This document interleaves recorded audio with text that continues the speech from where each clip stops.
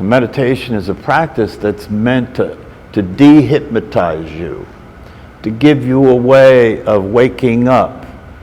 And when we talk about waking up, we're indicating that if you have to wake up, you must be sleeping. And what do we mean by that? Well, we in these teachings and these understandings, what we mean by waking up and sleeping is that in your normal everyday state of mind, in which you're identified with the voice in your head, in which you see yourself as being separate from the rest of humanity and the rest of the world, that everyday ordinary state of mind that you live in your life in is a dream that you're having. And it's no different than the dreams you have at night when the body's asleep. When the body's asleep and you're dreaming, you think that the dream is real. You know, you have emotions about what's happening in the dream. You see yourself in the dream interacting with other people. There's dream time. There's time happening in the dream. There's space in the dream. Situations occur in the dream. You know, and then we wake up and we say, well, that was a dream. But the teachings tell us that this state that we call being awake is also a dream. But this dream is a dream that's being shared by 8 billion people. And this dream is a dream that we believe in as reality. And so we commit ourselves to this dream, and we are considering this dream to be our life, and we're living out our life in this dream. And in this dream, we have a body. We are being this physical body. And in this dream, we have a personality, and we're being that personality. In this dream, we have a conditioned story. We have a history that we're in, and we have a future that we're living in. And in this dream, we're experiencing a certain condition, and the condition that we're experiencing can be described as dissatisfaction. We're not satisfied. There are things we want. There are things we don't have that we want. So we're not satisfied. We're not happy. We're pursuing happiness.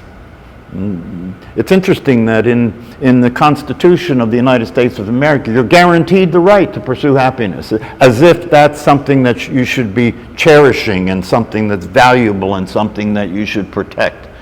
And yet, the reality of it is, if you look at that realistically in relationship to the wisdom teachings, what the wisdom teachings tell us is that guaranteeing you the right to pursue happiness is guaranteeing you to be miserable. Because in order to pursue happiness, where do you start from? Where does the pursuit of happiness start from? Why would you be pursuing happiness if you were happy? Right? Don't you think it's important to notice that if you're pursuing happiness, you must not be happy? And then if you're pursuing happiness because you're not happy, how are you pursuing it? What's this process of pursuing happiness all about? Where is the happiness to be found that you're pursuing? Don't you think it's important to slow down and take a look at that? I mean, if that's what people's lives are dedicated to, that you're giving all your energy to that, you wake up in the morning into pursuit of happiness, you wake up in the morning with the interest in experiencing being satisfied and happy, content and peaceful. Why are we pursuing peace? Why are we pursuing happiness? Why are we pursuing satisfaction? Well, the answer is obvious if you slow down and take a look. It's because the condition we're in is not satisfying.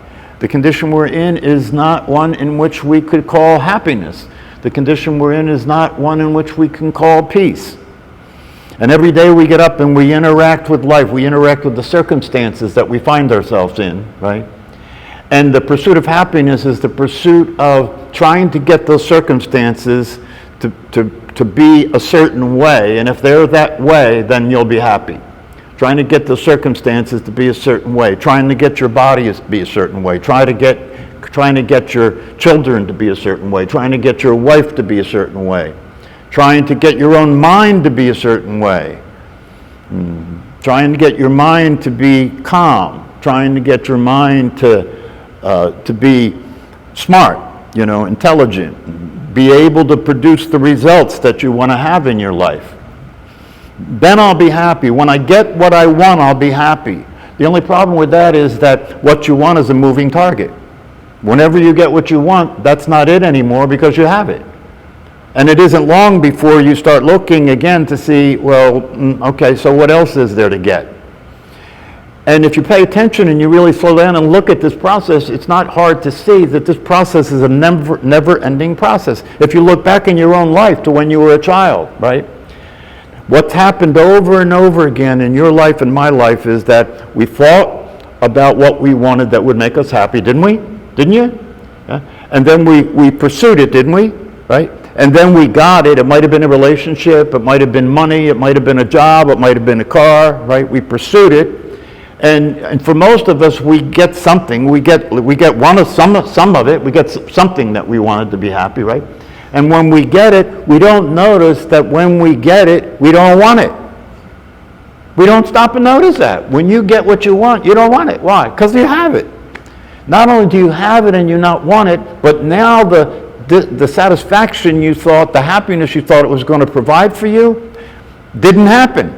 It might have happened very briefly, you know what I mean? If you hit the lottery, see, we all have this dream, you know, about the lottery. If you hit the lottery, if I hit the lottery, you know, that's happiness. That's going to give me happiness. That's going to give me peace of mind. That's going to give me satisfaction. Why? Because I can get anything I want.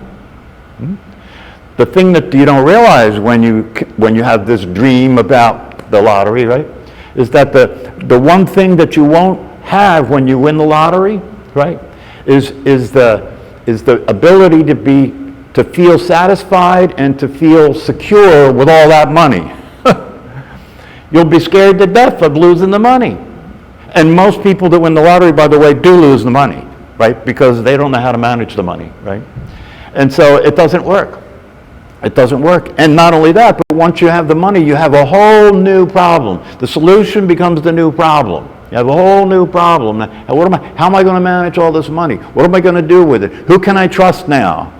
When I get all the things that I want, you know, if you win the lottery, if you win $1 billion in the lottery, right, you can get anything you wanted, right? And once that's over, now what? Now what? Now you have all this money to worry about. You have all these possessions to take care of, right? And what happens for a lot of people is they're more miserable and anxious and upset and dissatisfied than they were ever before that. One of the highest categories of suicide are lottery winners. Lottery winners. One of the other highest categories of suicide is psychiatrists. Another one that's a high rate of suicide is dentists. Dentists. I had a dentist that committed suicide. You know why? Because when they're doing their job, they can't talk to the people that they're with. They can talk to the person, but the person can't talk back, and so they have their hands in the person's mouth all the time. These are lonely people, dentists are. I used to go to a dentist when I was younger, and we became friends. And I could never get any work done on my teeth because I'd go to the dentist, I'd sit in the chair and we'd bullshit, and then he'd say, there's no time left to do any dental work tonight. So we never got my teeth fixed. We became good friends, but I had to go get a dentist. So what this is all about is slowing down and starting to take a look at the truth, starting to see what's really the case. Yeah, because if you don't do that and you wait too long, things will start to get more serious, as you get older, right? And you start to realize that this physical piece is going to die, right? You start to realize this physical piece is going to get sick. You start to realize this physical piece is subject to accidents. We have these expectations that are not only unrealistic, but they're childish. They're childish, that we expect life to be some kind of, fulfill some kind of dream. The truth be told, what the wisdom teachings tell us is everything that happens in a human life is exactly what's supposed to happen in a human life. Everything that happens in a human life is natural. Nothing about what happens in a human life is unnatural. Now, that doesn't land very well when you listen to it, right? because our expectations are given to us by our conditioning, right? Our parents passed along down to us, their ignorance and their misunderstandings about the truth and about life and about who we are and about how things work. And so now we have that conditioning, we're trying to make it work. We're trying to make it work. And even though it's failing, even though it's not succeeding in making it work, most people don't give up, they just try harder. They try and do something different. They try and do more of something. They try and do less of something, right? That's the game that's being played in life. More, different, and better, right? Just keep changing what you're doing, see if you can get the right combination to work, right? Well, the reality of it is that's not going to work, and most people are stuck with that because they don't know that there's any other possibilities, right? Most people don't know there are any other possibilities. They think that what they were told in school and what they were told on the television is the truth, is reality. And even though it doesn't work, and people just keep trying to make it work somehow and keep living with the experience of it not working, called anxiety and depression, dissatisfaction, conflict, right? Living with all that mess all the time, right? Without ever slowing down and stopping and asking a question like, is there a possibility for happiness? Is there a possibility for workability? Is there a possibility for peace of mind? Is there a possibility for satisfaction? And if there is, what's that possibility like? What's it look like? So if you're fortunate enough to come in your life, to come upon these teachings, these wisdom teachings and these practices, you've been blessed with the opportunity to discover the truth, and you've been blessed with the opportunity to practice a way of being in your life that can actually produce what you want more than anything else. That's what this is all about. The question is, you've been exposed to it, you've been blessed, you've been given the opportunity to hear it, right? The question is, will you take advantage of that possibility? Will you take advantage of the opportunity that you're being presented with to take your life in your hands, right? To pay attention to wisdom, to pay attention to the wisdom teachings, to practice meditation so that you can begin to see for yourself what the truth is about life and that happiness is a real possibility. And what you begin to see, if you take advantage of the opportunity, is by practicing meditation, right? By beginning to be aware of the mental reality in which there's a voice in your head that's talking to you all the time, describing what's happening all the time, judging and evaluating what's happening all the time. And you have lived your life as if you are that voice, even though that voice criticizes you, even though that voice has been there every time you did stupid stuff that cost you negative consequences, and you follow what it said, right? And then you justify having followed what it said, right? And you explain yourself for having followed what it said, right? And you'll take a position and you'll argue for what you did even though it was a failure. And then your life continues to go on like this. So you have to live this life of a pretense, pretending that you know what you're doing. That's what people are doing, pretending that they know what they're doing. The evidence is pretty clear. If you do know what you're doing, you're a sadist and a masochist. If you do know what you're doing, you've got to be a sadist and a masochist, because if you do know what you're doing, you are intentionally creating negative consequences for yourself, and you're being a pain in the ass for other people. That's what you're doing. And if you're doing that consciously and intentionally, you're truly crazy. You're a masochist and you're a sadist. So what these teachings tell us is, if you wake up, you start paying attention in such a way where you can see that's the case. You can see that your expectations are unrealistic. You can see that you're miserable because of the processes that are occurring in your own mental state. It's not about, that's one of the things that is important to understand about these teachings and practices. We live our lives as if the condition that we're in is a function of our circumstances, do we not?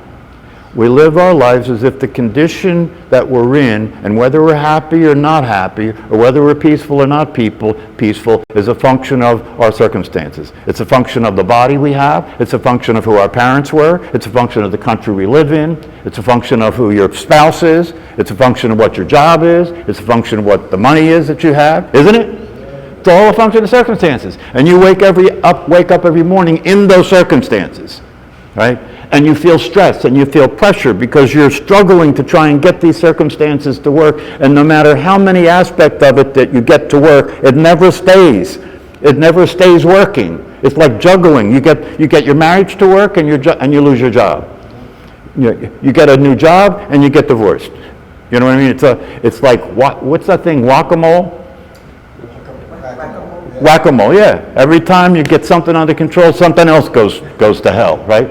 And it's constantly like that. If you look at your life right now, I guarantee you that there are things in your life that are working and things in your life that are not working. And it's always been that way. This isn't new. And it will continue to be that way. And if your happiness and your well-being is a function of those circumstances, you will never be happy. You will never be satisfied. You will never experience peace of mind if that's the case. The teachings tell us that what goes on here about the circumstances is where the suffering is. Not the circumstances. What my Zen teacher said is that you have never been upset and bothered about any of the circumstances that has ever occurred in your life. Now when you hear that, your mind says, that's not true. That's not true.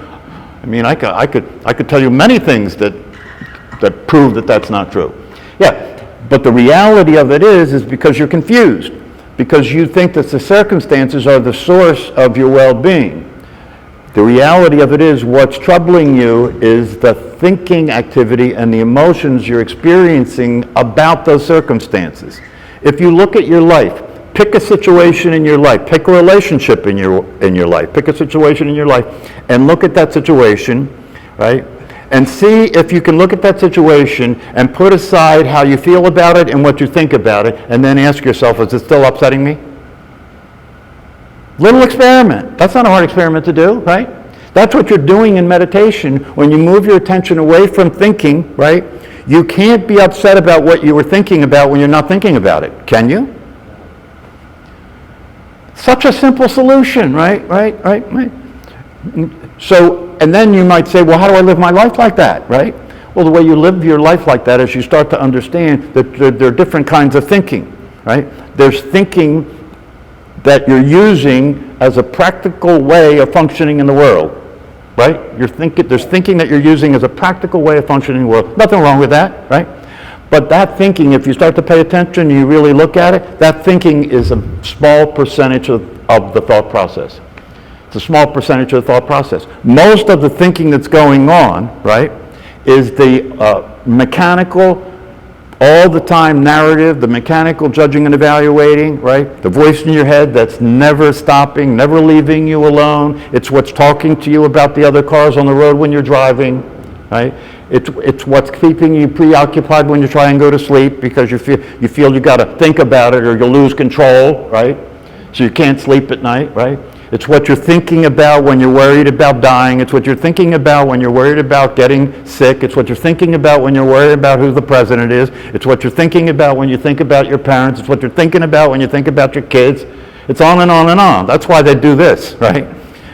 This is what the symbol for crazy is, right? Around and around and around. Crazy, monkey mind, right? So what the teachings tell us is if you want to go sane, if you want to experience the possibility of peace and happiness, then you've got to start to deal with the mental state that's living your life for you. It's using your energy, it's using your circumstances to live a mental life, and that mental life is designed to have you survive. It doesn't care about peace, happiness, or satisfaction. All it cares about is survival. And the problem with that is that the survival will not produce what you want more than anything else in your life. And no matter how good your mind is, it cannot succeed at causing you to survive your death. One of my teachers said that we spend an exorbitant amount of our energy and our time worried about enhancing something that's going to die. That's stupid. Look at all the energy and time and interest we have in enhancing something that's going to die. Not only enhancing something that's going to die, but the reality of it is, as I said before, everything that's happening, other than the way we think about it, everything that's happening is happening fine. It's not a problem.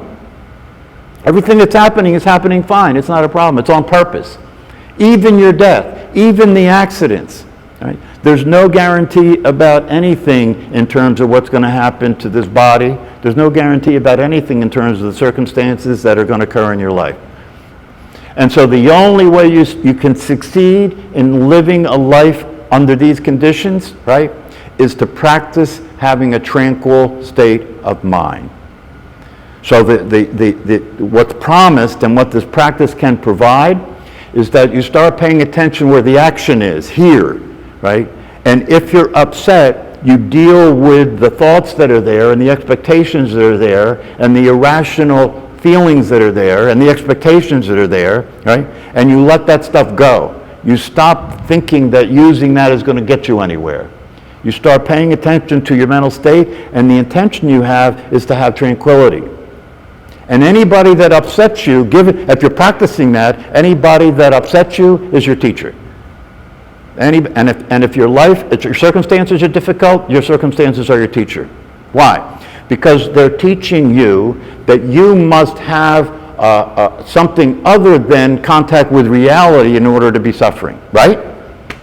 You must have something other than a realistic connection to reality in order to be suffering. You must expect things to be different than they are in order for you to be suffering. But guess what? Things are never different than the way they are. And if you could practice allowing yourself to be aware of that, if you could practice paying attention to when the voice in your head is arguing with what's happening, when the voice in your head is telling you it's wrong, when the voice in your head is telling you should fight with it, you're in conflict with it, you should try and control it, right? If you're practicing the wisdom teachings, you're paying attention in such a way when that's going on, right? You start to deprive that activity of energy. How do you do that? You move your attention away from that.